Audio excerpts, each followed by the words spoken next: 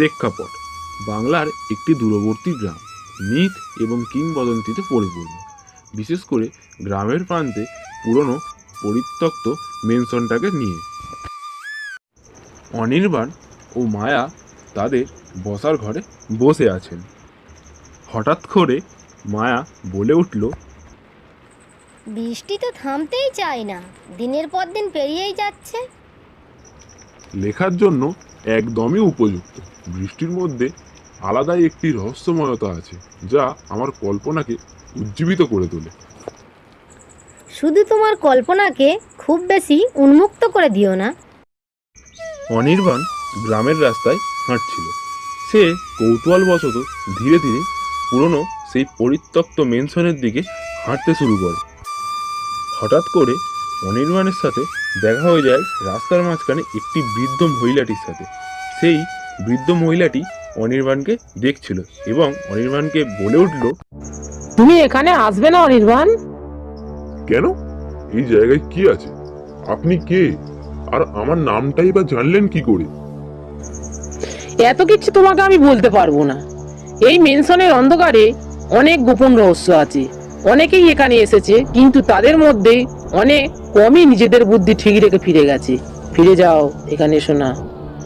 অনির্বাণ বাড়ি ফিরে আসে বৃদ্ধ মহিলার কথায় আকৃষ্ট হয়ে। সে মেনশন সম্পর্কে গবেষণা শুরু করে। সে কিছু দলিল এবং ডায়েরি পড়ে জানতে পারে এই মেনশনে একসময় একটি পরিবার ছিল, যারা রহস্যজনক পরিস্থিতিতে নিখোঁজ হয়ে যায়। কেউ কেউ বলে তাদের আত্মারা এখনো নাকি এই মেনশনের হলঘরগুলিতে ঘুরে বেড়ায় প্রতিশোধ নেবার জন্য। অনির্বাণ এই ঘটনা পড়ে অনেক কৌতূহলী হয়ে ওঠে। অনির্বাণের স্ত্রী হঠাৎ করে অনির্বাণকে বলে ওঠে, আমার মনে হয় তোমার এই গল্পটা বাদ দিয়ে দেওয়াই ভালো। না, এখানে কিছু তো আছেই। আমি এটাকে অনুভব করতে পারি। অনির্বাণ কৌতূহলবশত রাতে মেনশনে যাওয়ার সিদ্ধান্ত নেয়। যথারীতি অনির্বাণ মেনশনে যাওয়ার জন্য তার ঘর থেকে ঠিক রাত্রিবেলা বের হয়ে যায়।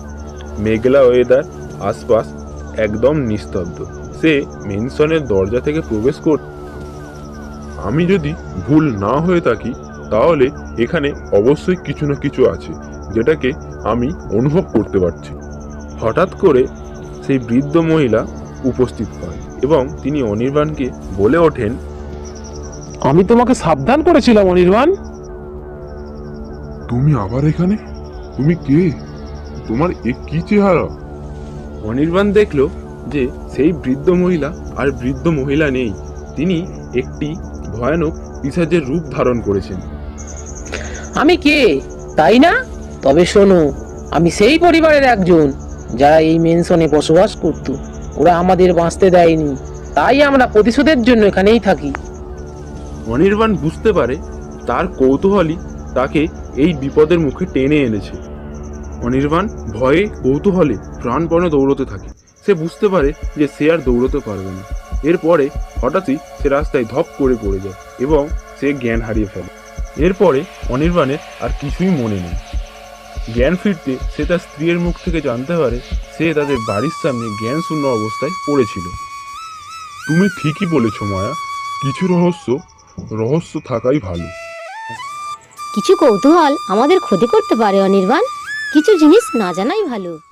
তো বন্ধুরা, আশা করছি আজকের এই ভিডিওটা তোমাদের ভালো লেগেছে। যদি আজকের এই ভিডিওটা ভালো লেগে থাকে, তাহলে আমাদের চ্যানেলটিকে সাবস্ক্রাইব করে দিয়ে পাশে থাকা বেল আইকনটিতে ক্লিক করে দাও, যাতে আমরা এর থেকে আরো ভালো ভালো কার্টুন ভিডিও তোমাদের উপহার হিসেবে দিতে পারি।